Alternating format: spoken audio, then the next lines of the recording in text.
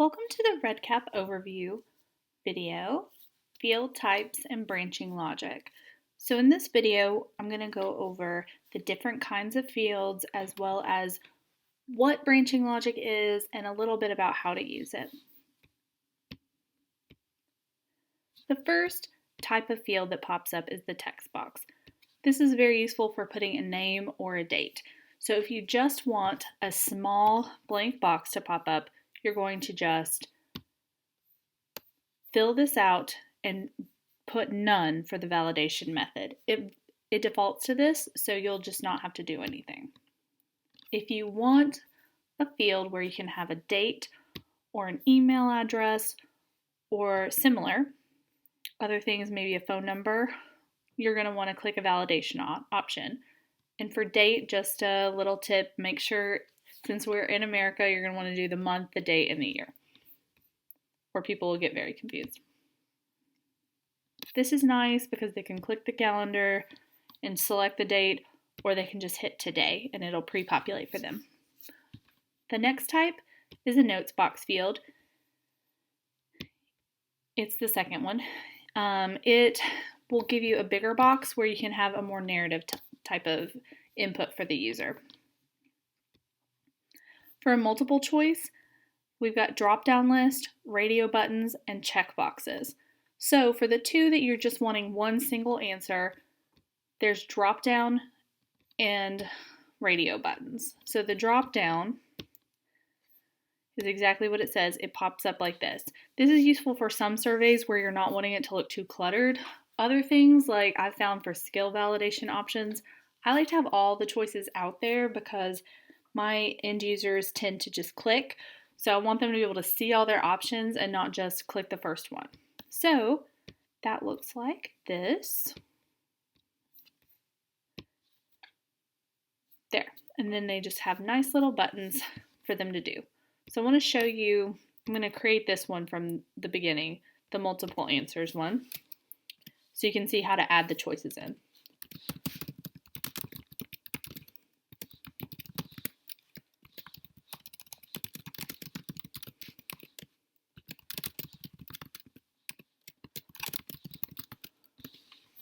Okay, as soon as I click away from that, this box will pop up.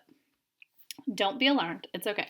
It says raw values for choices were added automatically. And you're like, what's a raw value? It has to do with the coding within the program, and it's nothing that you really need to worry about. All you need to know is that it will always do that if you put choices in. Now, if you were to put the 1, 2, in there, it wouldn't do that, and it would automatically be there. But you don't have to remember to do that because it'll always put that in for you. Do the variable and hit save. And there we go. The difference between the multiple answer is just that you can click more than one thing. There you go. So the begin new section field, you just click it and then you label whatever you want. And when you put it in, when the end user sees it, it adds this nice bar that provides a clear delineation between your sections. The other one I want to go over is the add signature. I use this for my orientation checklist, so that way that the end user can actually sign it either with their finger if they do it on the phone or their mouse if they're doing it on a computer, and then it will have their actual signature and I don't have to then print it and then find them and have them sign it. It's very nice. This is what it looks like. It just comes up here and they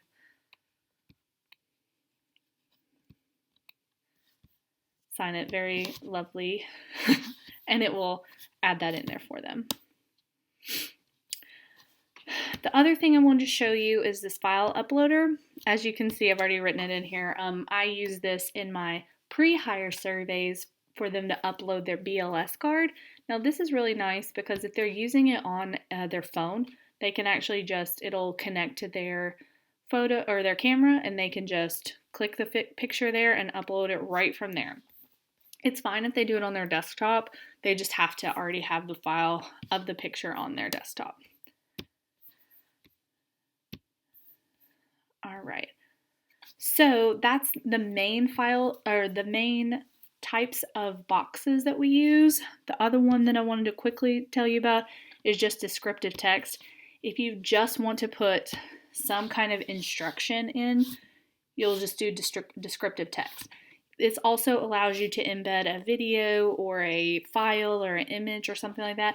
So that's what descriptive text is for. I've found that with RedCap in general, just read the whole thing and you'll understand it better. So you'll know that this is the selection if you want to put in a picture or video. You just got to read the parentheses. Okay. So, having said that, I want to talk a little bit about branching logic.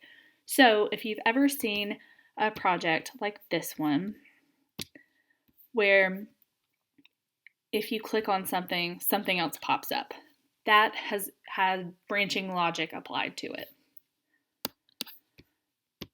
So, the example I have here is a skill validation. So in our orientation checklist, we have this used multiple times. We have the skill here, and then the preceptor then must put in their VUNet ID and the date to sign off on it officially. So I've already got the preceptor VUNet ID. Let's add in the date. So we're going to go back to the text box here, and you know it's that one because it has the parentheses that says date and time. Date, skill, completed. That's what we'll use. Date. And then we'll put in our validation method and we'll hit save. Okay, that's great. But I'm going to refresh this here. And it is just always going to be there. And it can be confusing if it doesn't pop up in response to them clicking the actual skill. So I don't want it to just always be there. I want it to hide until I'm ready for it. So we're going to go in branching logic. It's these green arrows. And it's really nice because it has this, what they call a wiki, so you don't actually have to code it. So you go down here and you find the thing you want, and mine is the skill. And let me quickly go back. The variable is what we're looking for. So what I want to do is whatever answer they're doing for skill, I want something else to happen. So the variable is skill. I'm going to go back here, scroll down until I find skill, and if they say yes, they've completed this skill, I want this to pop up. And so that is what it's going to do now. I'm going to refresh it, and you'll see that that date went away. And when they hit yes on that, the VUNet ID and the skill will come up. Really quick about all and any. When you drag and drop things, you can click if they're all true or if they're any are true. So you've got to be careful with this. If you click all and your field is not a multiple choice answer, it will make it impossible for this box to pop up. So if you did a multiple answer and you could click a bunch of things and it would make something pop up, that's where you would use all. If this skill is yes or no like this, it will not pop up if I hit all because it will make it impossible. The computer won't let it. So I'm going to have any. The other way you can think about this is look up here and you can see it says or. So what I'm telling the computer to do is if you click yes or no, then this will pop up.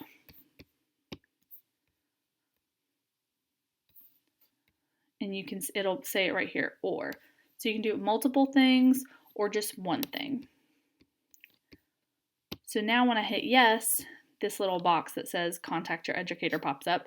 But if I hit no, it also comes up. Branching logic can be very helpful in making a project. It can get very confusing as well. Don't worry, this is a pretty advanced skill. If you do need help with it, don't hesitate to contact me or anybody else, and we'll be happy to help you.